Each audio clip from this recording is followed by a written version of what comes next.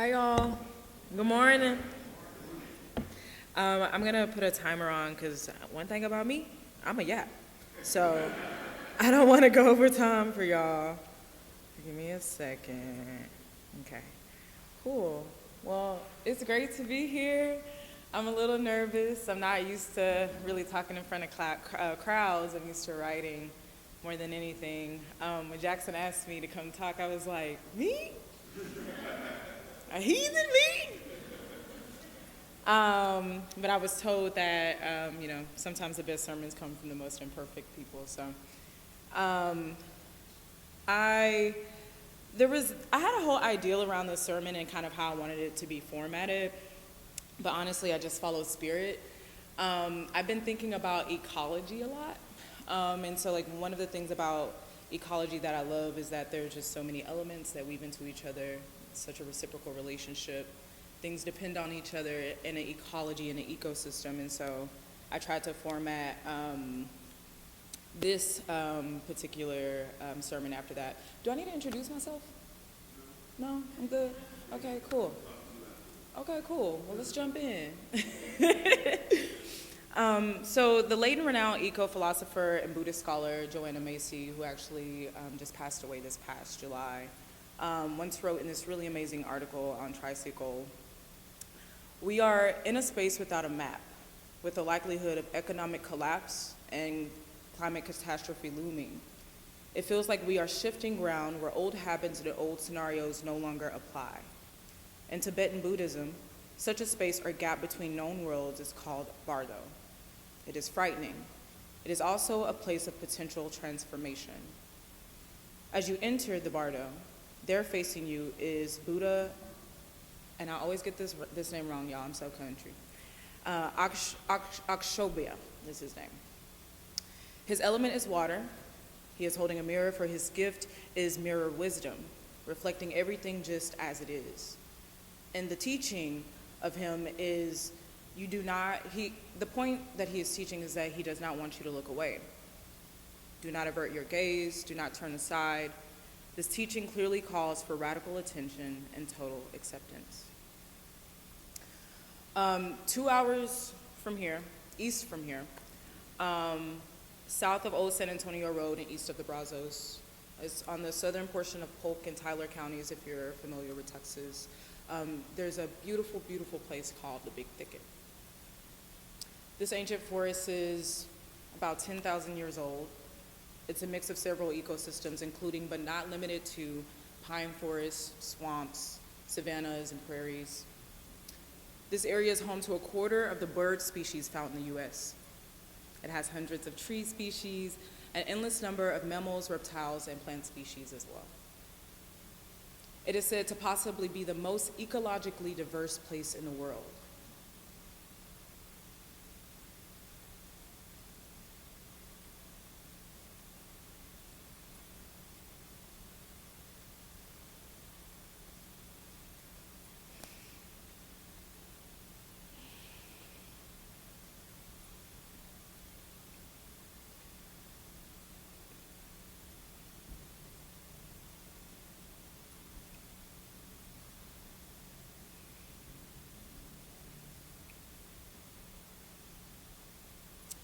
It is the biological crossroads of North America. Before the area was colonized, it was once home to several Native American tribes, the original stewards of the land. Those tribes include the Caddo, Bede, Deodos, Atacapa, and even more recently, the Alabama Coshada tribe reservation is actually located in the thicket. Last week, I actually went to the Big Thicket National Park, and I went walking on one of the trails. This trail in particular is located in Cypress Slough. It's an area known for its forested swamps.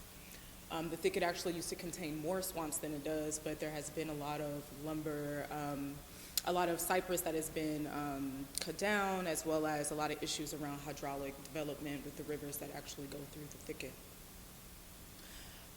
This particular trail I walked is about 15 miles long. It's called the Turkey Creek Trail. And I had actually tried to walk this same trail like 2 years ago, y'all. And I don't know what I was doing. I had no like bug spray or anything. I just really had high hopes. And I was walking, I got attacked by mosquitoes. I walked through this giant spider web, y'all, and I was like, you know what? I'm just gonna take that as the ancestors being like, get back in the car and go back to where you came from. So this was my second attempt, and I actually successfully walked this trail, y'all. Macy, the eco-spiritualist and philosopher that I had mentioned earlier, had developed this really cool concept called the work that reconnects in the late 1970s. And it is informed by deep ecology, guide theory, systems thinking, Buddhist and indigenous teachings, as well as a lot of group work that happened around it.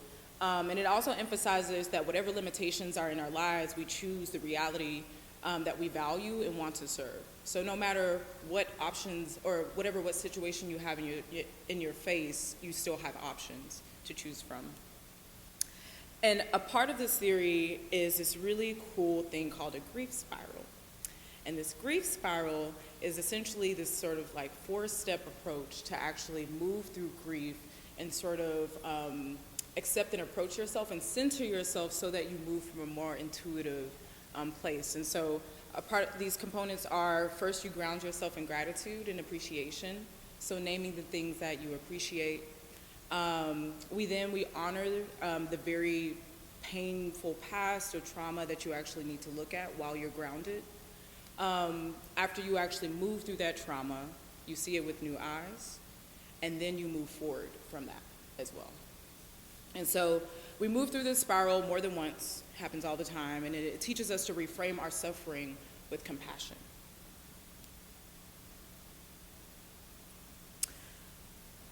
This area, the Thicket, is home to a concentrated amount of freedom colonies. Freedom colonies are places that Black folks settled. These are townships or sort of communities that were settled after emancipation. There are estimated 500 freedom colonies here in the state of Texas, and most of those are actually concentrated in East Texas, and even more specifically Deep East Texas, where the Thicket is as well. We also have to remember too that there's some placemaking that actually happens before emancipation.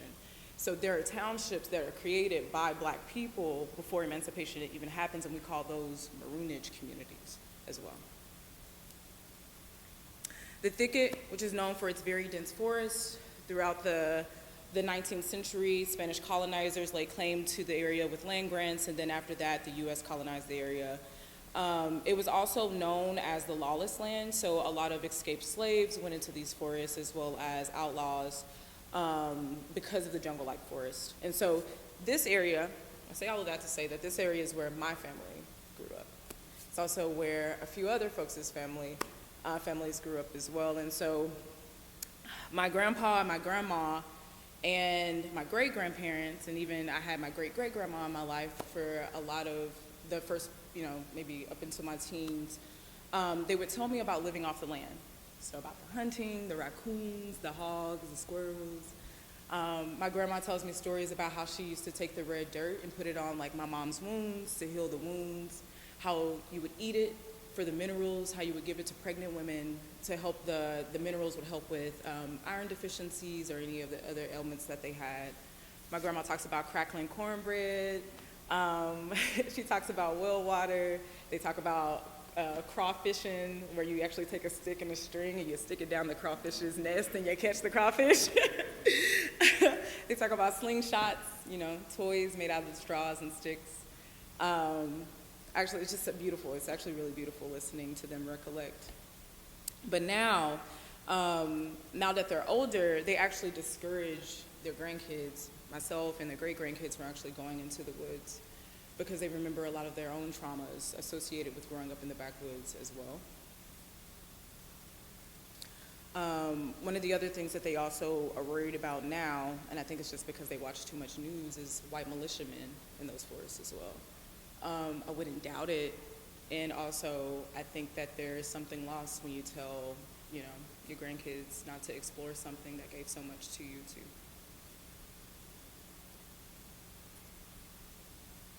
So I'm back at this trail, y'all, this 15-mile long trail. I'm walking and it's calm. The cars are further away, and so I'm hearing the chirps and the whistles of the birds, the cardinals, the warblers, the mockingbirds, the squirrels fighting each other. The canopy of the trees, they're swallowing me. And this time I'm not actually attacked by bugs. I'm good this time. I'm hearing the crunch of the leaves under my feet. I'm looking at these like vine systems, attached to all of these trees. Just identifying the ecology around me. And as I'm walking, I come across this gray wooded shack. It's very small. It's bolted with rusty nails and swollen decayed wood. And at first I'm like, let me mind my business and keep walking. But then I'm like, nah, let's see what's inside.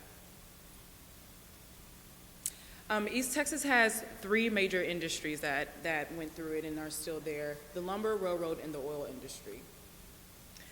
These industries greatly affected the local politics. They pitted black and brown unions against each other, and they caused a lot of ecological destruction to the Big Thicket area. Lumber, from like the 19th to 20th century, the Thicket was a hotspot for lumber, and so for anybody who knows a little bit about the history of the lumber industry in the Thicket, it was called the Bonanza era. We then moved to the late 19th century, and then we have rampant industrialization, so we have the railroad area. And so for folks who are a little bit more familiar with Texas, Kirbyville and Diboll are lumber towns. Lufkin is a railroad town, right? By the time we get into the 20th century as well, we also have the East Texas oil field, which is actually the largest in the U.S., and then it sends this economic boom through the state of Texas, and in particular East Texas too. And while all of this is happening, black folks are excluded. They're displaced. There's a lot of rampant violence that's actually happening to our communities in these areas as well. Black land owners in the South have collectively lost around 12 million acres of land over the past century. Most of this happened in the 1950s. By 1910, Black Americans owned 16 to 19 acres of land, and by the 1990s, we only own 1.5 million acres of that land.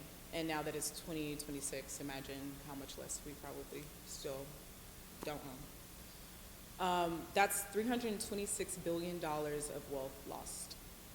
And that number has never been calculated for Afro-Texans, who actually own the most amount of land in this country as well.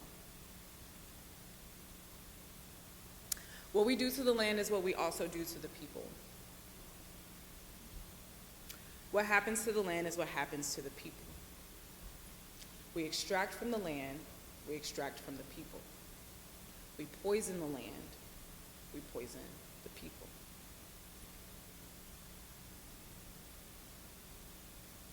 East Texas is known for its violent history towards black people. 30% of the state's population before the 1860s was enslaved. 30% of the population was enslaved, and most of them were housed in East Texas. East Texas has had gruesome assaults. I grew up learning in my community about them. East Texas is where spectacle lynchings, major spectacle lynchings took place when they started across the country. You have places like Nacogdoches, which is actually the oldest town in Texas, where black people actually owned downtown, the business district, and then overnight they were moved. And this is right before Oklahoma, what happens in Oklahoma as well. You have the Slocum Massacre, where 50 unarmed black people's bodies were dumped into an unmarked grave in the early 1900s. The Great Depression era, of course, it gets worse.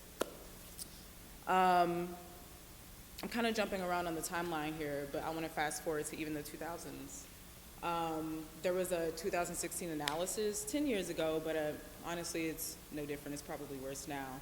But over 90% of the police officers in Lufkin and Nacogdoches were white. A report also found that black folks were twice as likely to get arrested for weed. And then East Texas actually ranks the highest for black folks who experience poverty as well as racial disparities. And we also know that this area has some of the most pervasive poverty rates for black people. And so imagine growing up under that history, as well as this current history and some of the data I just said. And we know that the state of Texas is actually really bad when it comes to childhood welfare, education, high teenage pregnancy rates, and then high amounts of domestic violence. And they carry a large amount of violent partner killings for the state as well.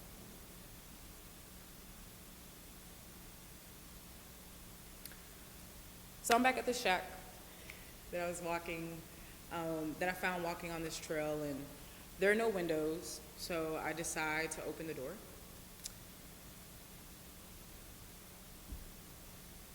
I said I wasn't gonna cry today, y'all. I've been crying since I got here. Thank you, thank you.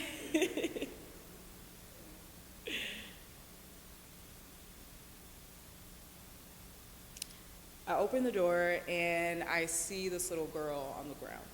She's crying, she's like balled up, she's really, really scared.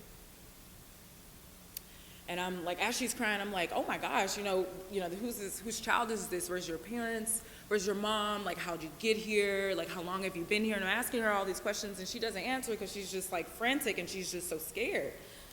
And at some point, and mind you, I don't even have my iPhone. My phone at this point, I left my phone in the car because I was trying to be one with nature, be out here with the mosquitoes, doing what I do out here in the woods. And at some point I just stopped and I just let this little girl cry. And one thing that I learned this past August, I went to this really, really, really transformational silent retreat in the Rockies for a week. And for a week, I was with a bunch of environmental leaders who were also Black, brown, queer, trans, non-binary in this space, and we all were required to turn off our phones, put them in the microwave or the car in some points because of issues around surveillance for some of our conversations. And if you know me, like I said in the beginning, I'm a yapper, y'all. So I was at a silent retreat, y'all. They were like, girl, you're gonna have to go at some point. But this retreat is where I learned Joanna Macy's grief spiral. And so for a week, me and this group of people, we moved through this spiral together. So we all talked, commiserated, got to know each other, and then talked about the things that we were grateful for, talked about our matriarchal lineages, and how we connect to them. We then, the next day, were told about we were told about the grief spiral, but I don't think that we knew exactly what to expect.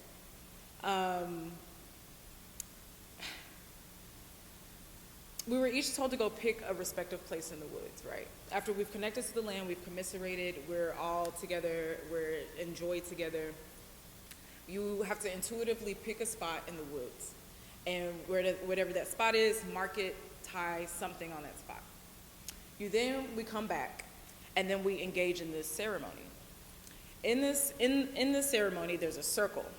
And inside of the circle, you have objects that represent different parts of your grief. So you have, for example, flowers for sorrow. You might have like a rock for anger. You might have a log for fear. And then you might have a bowl for unsureness or despair. And each of us were not required, but were welcome to come to the front of this actual circle. And folks are sitting with instruments around each other. And whatever they were feeling, they were encouraged to grab the object and name the object, and name the fear, the thing that they're holding out loud. And during that time, people are like shaking, and they're like, shaking the instruments, and whatever emotion that you're emoting, the circle is also emoting, which then gives your body permission to release whatever grief that you're holding. After that ceremony, we then went to the respective spots that we had chosen earlier, and were required to sit on the land for 8 hours. And whatever came up, your job was to honor it. When I tell y'all, I went, chose my little spot, you know, on the side of a mountain. I could hear the water, but not close enough where the mosquitoes could get me. And when I tell y'all, I wailed from the bottom of my womb in a way that I had never wailed before. They said that they actually heard me on the other side of the valley. And the job of everybody else around you, who they're pretty far away from you, the job of everybody else around you is not to come comfort you, is to allow you to be in your grief, and to also send you love and compassion. And the hope is that you're able to move completely through the grief and leave it in the forest. And oftentimes what they say is whatever you give to the land gives back, right? Then after we sit on the land, we then come back, we talk about our experiences, and we talk about a way forward, and then we dance together. It's simple. It's real simple. It didn't feel simple, but it was simple. And what I learned, and I say all of this to say, because I want to come back to the little girl that's bawling in the middle of the floor. What I learned is, when people are in grief, sometimes the only thing that they need is for you to see them. Sometimes they don't need you to talk to them. They just need you to sit with them. Sometimes they need you to cry with them, you know? And also be there with water. Anytime you grieve, drink water. So I sit with this little girl. She's everywhere.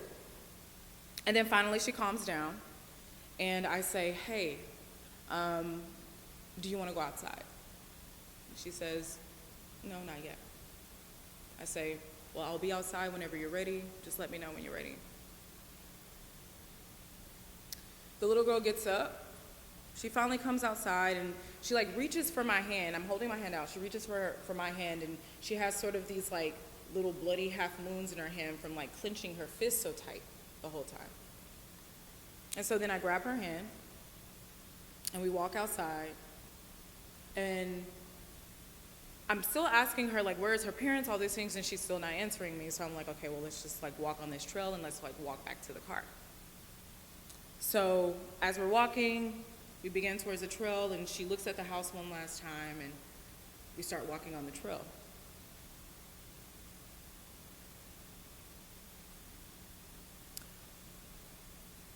Pecan Project specifically is not about material reparations. It is what are the material reparations that are necessary for us to claim the wholeness of ourselves?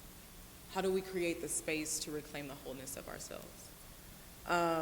When we are fully in our bodies, when we are rested, when we feel like we're not in survival mode, we're able to move from a more honest and aligned place within ourselves. But a lot of that requires us looking at our traumas and our griefs head on, right? We are a team of about 3 to 4 people, all connections to Deep East Texas in a lineage, connected to Deep East Texas. I'm 8th generation Deep East Texan. My sister cousin, Brianna back there, is 6th generation. Her family actually has a freedom colony in Kirbyville as well. And we're just doing reparative journalism together, right? We're partnering with Black cowboys who all have connections to the freedom colonies that I spoke about earlier, who have maintained a heritage of being able to both celebrate and honor folks in their grief. And on the side of that, we have a researcher who is actually trying to quantify the amount of material reparations that's actually owed to Black people here in Texas. And the whole point of that is, as we're doing community engagement events alongside these cowboys who are doing trail rides, who are doing back to school events, who are giving the community scholarships, who are giving love offerings for people who may not be able to pay their rents. We are feeding information from the research about the true history of Afro-Texans here in Texas. And on top of that, we're also working to push out public information via articles, via exhibitions about Afro-Texans here as well. What we also know about this work, and we talk about this internally at Pecan Project, is that we have to all do our internal grief work as we are moving through this work. So as we are visiting the archives, we really have to face a lot of the traumas that our own families have gone through as we're trying to tell the stories of other Afro-Texans as well. I think the archives also help us remember that when we do revisit history, we are equipped with the technologies that our grands and our great-grands and our great-great-grands have always used for years, right? So celebration is one of those things, right? They were in juke joints for a reason, right? Collective grief, right? They were in churches and circles crying and consoling and rocking for reasons, right? The medicines from the ecology, right? The Thicket, one of the most diverse places in the country, right?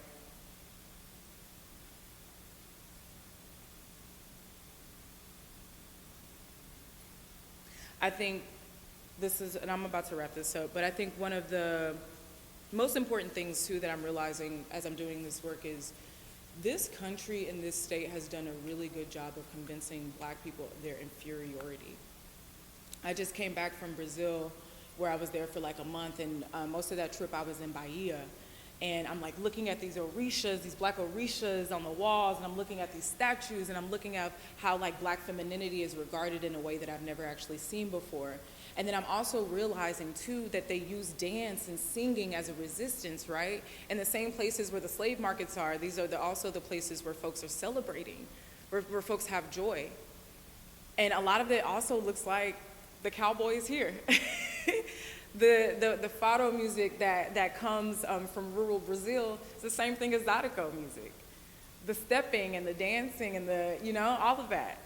And so what I want to do for Pecan Projects is I want us to realize that like those medicines and technologies, our ancestors were so advanced that they were able to store those archives in a way that we were still able to carry those on too. I'm almost done, yeah. Thank you. So me and this little girl, I'm still kind of posing. I'm like, where's her mama? Like, what's happening? Like, is somebody gonna come after me because I took this child? And I'm like, who am I gonna call? Do I take her to the, the national park office? I don't want to call the cops. Like I'm trying to figure out like what is the next best step and what's the safest thing to do for this child. And she's like wandering around, and she's like looking at the trees, she sees a hummingbird and she freaks out. She sees a butterfly and she's just like running, and it's what children do. And as we're approaching the opening of the trail where I originally had come from, she grabs my hand again, and she grabs it tighter. We then move to the opening of this trail. And for about like 2 minutes, I just stand there looking around. And then I look down, and the little girl is gone. I open my palm and I see the scars of bloody half moons that were once there. I then go to my car, I get in, and then I leave. The Thicket is actually only 3% of the original 4 million acres that it once was. And a lot of that is because of development and extraction. We are at a time where we are facing data centers. We are facing a water crisis. We are at a time where children are being taken into ICE detentions.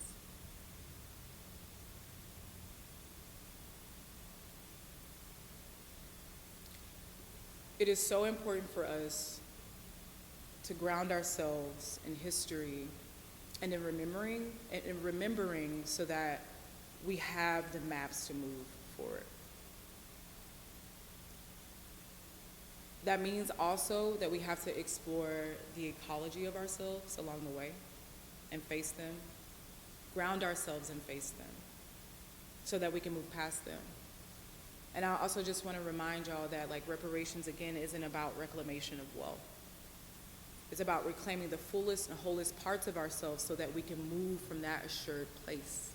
And if we are able to do that on an individual level, then we can do that on a collective level. Frank A. Thomas, who's this renowned preacher, once said that in order to like move the people, you have to move them emotionally. And that's what we're doing with Pecan.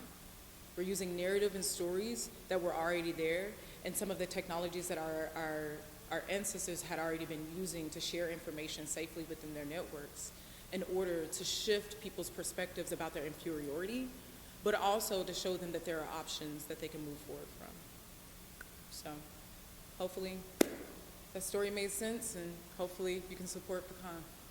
Yeah.